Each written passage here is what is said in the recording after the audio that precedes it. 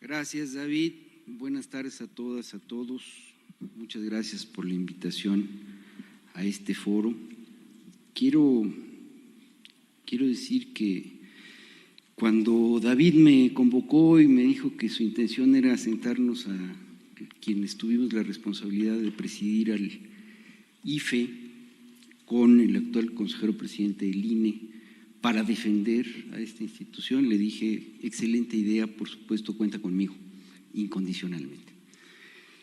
Quiero, además, decir que me siento muy agradecido y muy confortado de que a la Universidad de Guadalajara, a la que por supuesto le reconozco y le agradezco muchísimo la anfitrionía y la invitación, y además me sumo con entusiasmo al llamado para defender la autonomía de la universidad, porque soy un universitario convencido de que uno de los valores más importantes de nuestro pacto federal es la autonomía de las universidades. Me da mucho gusto que acompañen, además de transversal, que entiendo David tiene poder de decisión en esa organización, acompañen la organización de este evento Idea Internacional, una organización con la que he tenido el enorme privilegio de trabajar en los últimos años, haciendo consultoría a nivel latinoamericano, y AIFES, que es una organización a la que yo le tengo mucho cariño, porque tengo que decirlo, fui el primer mexicano que recibió el Premio de la Democracia, Charles Tibana, que entrega AIFES cada año.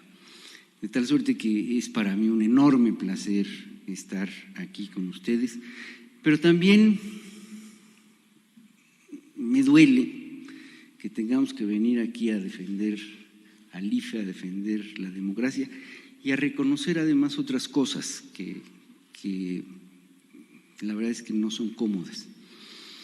El sábado asesinaron en San Pedro Cholula a Cecilia Monzón, una abogada egresada de la Benemérita Universidad Autónoma de Puebla, donde yo soy profesor de tiempo completo, y una abogada que se distinguió por su lucha para defender las causas de las mujeres. Y creo que en las universidades tenemos que levantar esa bandera y tenemos que apoyar la lucha de las mujeres en contra de cualquier tipo de violencia que se ejerza contra ellas.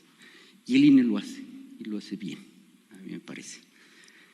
Y por otro lado, también me da mucha pena compartirles, porque también es un tema de estos días, que hay un proyecto de reforma electoral en el Congreso de la Ciudad de México, que se supone es uno de los congresos más avanzados de nuestro país, en el que se cercena al Instituto Electoral de la Ciudad de México, se anulan áreas técnicas y operativas de esa institución por decreto de la mayoría del Congreso, pero además desaparece el INE, desaparece como figura. A mí, el lema de mi universidad es pensar bien para vivir mejor, pero a veces hay que pensar mal para entender lo que está pasando. Y me da la impresión de que se apruebe una reforma a la ley electoral de la Ciudad de México en donde desaparece la figura del Instituto Nacional Electoral, deja ver la alineación de lo que quieren ciertas fuerzas políticas o cierta fuerza política que suceda a nivel nacional. Decían bien quienes se refirieron al tema que hoy tendríamos que pensar no solo en la reforma iniciada por el presidente de la República, sino también en las propuestas ya por el Partido Acción Nacional y anunciada por el Partido Revolucionario Institucional, porque yo todavía no la encuentro en la Gaceta Parlamentaria, pero la anunciaron, 10 puntos, que seguramente pues estarán a debate en la opinión pública y quizá en los órganos parlamentarios, pero La verdad es que después de esa presentación que hicieron Pablo Gómez y Horacio Duarte, que además supongo que fueron ellos quienes escribieron la iniciativa, no en su carácter de director de la UIF y de director de aduanas, sino en su carácter de consejeros, Pablo del Poder Legislativo ante el Consejo General del IFE, cuando yo era consejero presidente, y Horacio, representante de su partido y de la coalición cuando Luis Carlos era presidente del Consejo General. Supongo que porque son expertos en la materia, el anillo cercano al presidente, y porque el presidente, la verdad es que no tiene dotes de legislador. En su trayectoria no hay una especial dedicación al análisis legislativo y a las propuestas legislativas. Lo cierto es que esta iniciativa, que yo me atrevería a nombrar la iniciativa Gómez Duarte, porque ellos la presentaron en la mañanera y supongo que la escribieron, esta iniciativa tiene algunos problemas que es necesario discernir o despejar. Se dijeron cosas en la presentación que no vienen en el documento. La desaparición de los 200 plurinominales es la más obvia y que más se ha analizado. Pero hay otras muchas cosas que están por ahí presentes que obligan a leer con cuidado la iniciativa. Y un poco por esto de piensa mal y acertarás, dije, a ver, no voy a leer, o ya leí la iniciativa que circuló en las redes sociales, voy a leer la que está publicada en la Gaceta Parlamentaria, para ver si dice lo mismo que la que circuló. Y básicamente sí dice lo mismo, pero a mí me sorprendió algo. El mismo día 28 de abril, la Gaceta Parlamentaria de la Cámara de Diputados publicó otra iniciativa de reforma político-electoral presentada por un número muy nutrido de diputadas y diputados del Partido del Trabajo. Y hay que leerla. No desaparece al INE, no cambia la conformación de la Cámara de Diputados, no desaparece a los soples, no desaparece a los tribunales electorales. El mismo día, un partido aliado del partido del presidente en los órganos legislativos presentó una iniciativa que, para centrarme en el tema del INE, de la constitución del Consejo General del INE, solo modifica dos pequeños detalles que son importantes. En lugar del comité técnico que se encarga de la evaluación y del proceso para hacer las quintetas, espero no estar hablando de algo demasiado técnico que no se conozca, en lugar de ese comité técnico propone una junta de coordinación política, una junta de concertación política integrada por diputados de los grupos parlamentarios. O sea, en lugar de 2 electos por la Comisión Nacional de Derechos Humanos, 2 electos por el INAI y 3 electos por la Junta de Coordinación Política, ciudadanas y ciudadanos no miembros de las fuerzas políticas que hacen un trabajo técnico para el proceso de selección de consejeras y consejeros, se propone un órgano político de la Cámara de Diputados integrado por diputadas y diputados de los grupos parlamentarios en forma igualitaria. Y también elimina la insaculación porque, dice mi amigo Jorge Alcocer, quien con leche se quema hasta al jocoque le sopla, como hubo una vez un Consejo General del IFE que tuvo que esperar más de un año para que la Cámara de Diputados se pusiera de acuerdo para elegir a 3 consejeros, uno de ellos Lorenzo, otra de ellas María. La reforma de 2014 inteligentemente estableció que si no hay consenso político se insacula de las quintetas elaboradas por la Comisión Técnica. Y si no hay consenso ni siquiera para insacular en la Cámara de Diputados, se mandan las quintetas a la Suprema Corte de Justicia de la Nación y ahí el Pleno insacula. Y entonces hay consejeras y consejeros porque tiene que haber, porque la Constitución lo establece.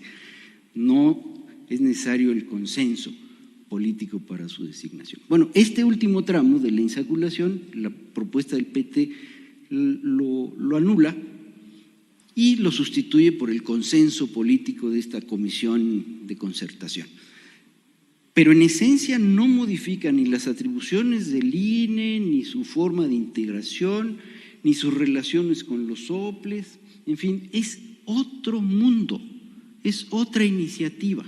Esto me lleva a mí a decir que la iniciativa del presidente puede ser que tenga el apoyo de los 200 diputados de su partido, pero estoy seguro que no tiene el apoyo de los 36 del PT, que tienen otra iniciativa, que es distinta, que es otra historia, y por supuesto ya han anunciado PRI, PAN, PRD, Movimiento Ciudadano, que no van a acompañar la iniciativa. El Verde no se ha pronunciado, pero me resultaría difícil por algo que voy a decir un poco más adelante. Segunda cuestión que me parece importante poner sobre la mesa.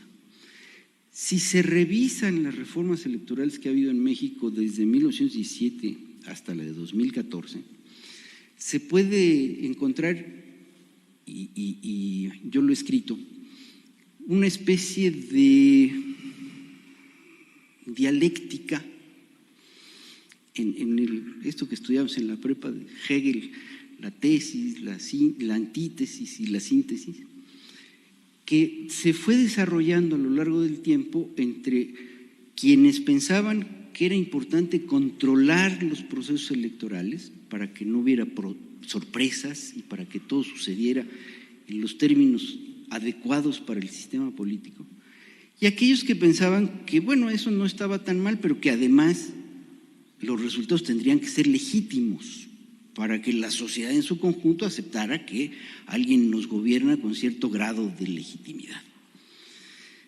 Esa confrontación fue una confrontación que se resolvió de una manera muy autoritaria durante el siglo XX, básicamente porque en el marco del sistema de partido hegemónico teníamos dos instituciones muy controladoras del proceso electoral: los colegios electorales, que autocalificaban la elección de los diputados y de los senadores, y la Comisión Federal Electoral, que organizaba las elecciones a partir de los deseos gubernamentales.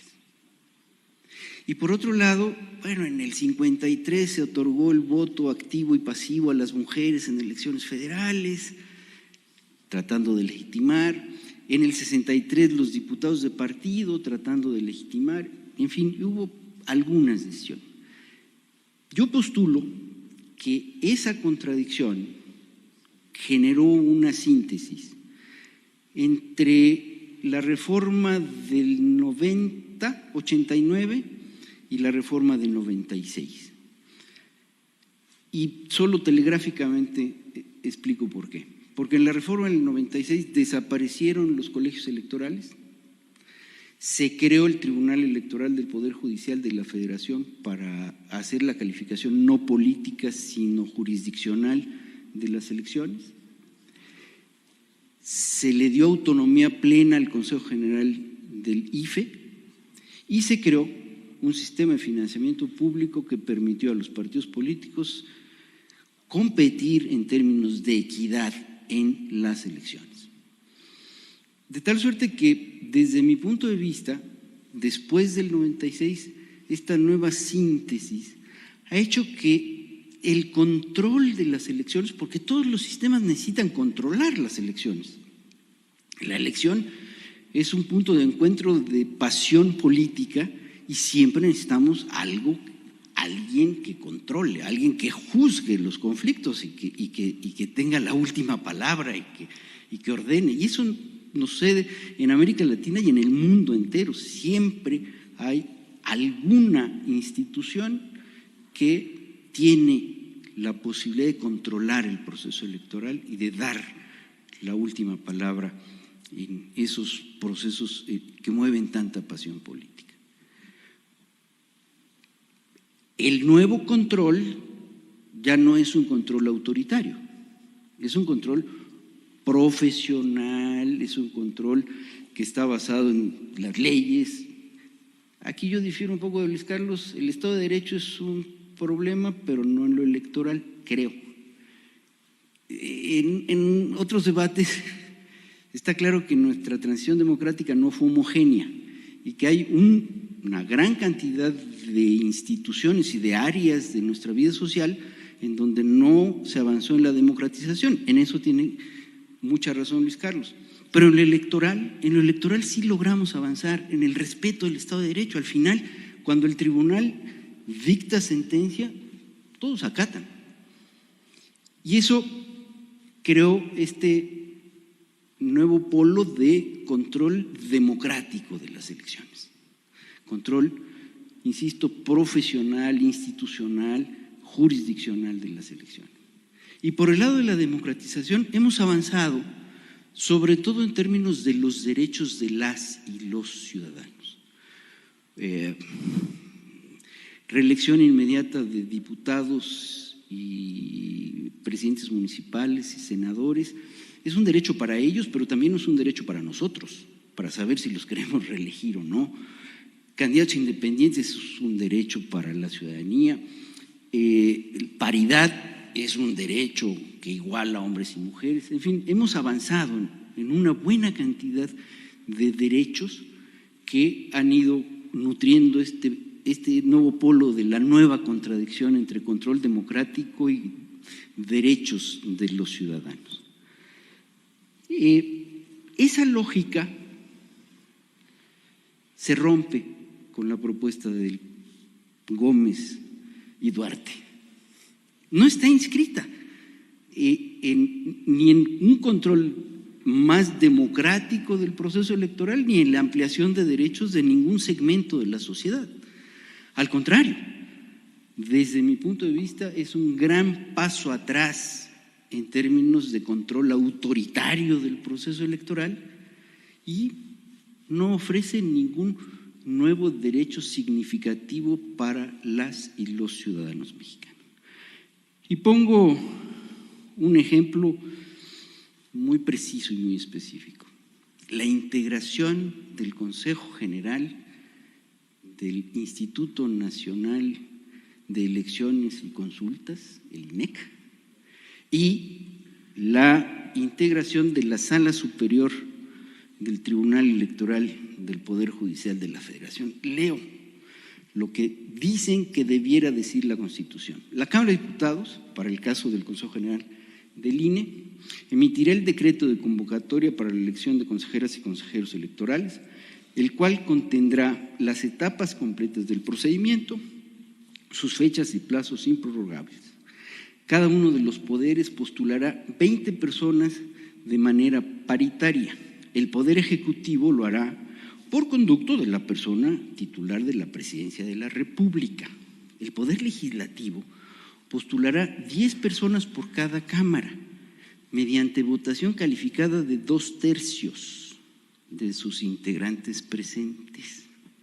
El Poder Judicial de la Federación, por conducto de la Suprema Corte de Justicia de la Nación, con mayoría de 8 votos, propondrá también su lista.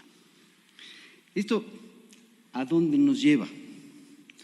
Bueno, a que es posible que no se reúnan los 2/3 en Cámara de Diputados, no se reúnan los 2/3 en Cámara de Senadores y por las últimas votaciones en Suprema Corte de Justicia de la Nación no se reúnan los 8 votos, de tal suerte que de los 60 que tenía, solamente me quedan 20. Los 20 propuestos por el presidente de la República. Y sobre esos votaríamos las ciudadanas y los ciudadanos. Para el Consejo General del órgano administrativo y para la Sala Superior del Tribunal Electoral. Y con esto voy cerrando. La renovación sería cada 6 años. Total, y en el año previo al proceso electoral presidencial. Si algo aprendimos en este país es que para la madurez institucional, para que las cosas funcionen de la mejor manera posible, es conveniente la renovación escalonada. Y se ha aplicado en el tribunal, en el INE, en los OPLES, y ha funcionado, porque es cierto que conviene que lleguen nuevos integrantes a los órganos colegiados y que se queden algunos con la experiencia de aportar en el órgano colegiado. Ahora no. Ahora la propuesta es que sea todos cada 6 años en víspera de la elección presidencial. Con el arreglo que se está proponiendo de 2/3 en Cámara de Diputados, 2/3 en Cámara de Senadores y mayoría calificada de 8 en Suprema Corte de Justicia de la Nación, yo insisto, de los 60 que teníamos, a lo mejor nos quedamos con 20 y sobre esos 20 habrá que votar y serán los propuestos por la persona que ocupe la presidencia de la República. O sea que el presidente de la República será quien decida quién organiza y quién califica la elección de su sucesor.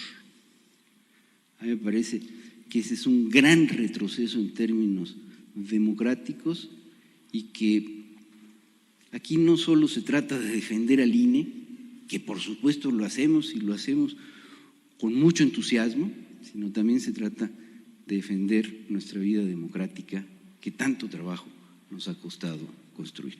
Muchas gracias por su atención.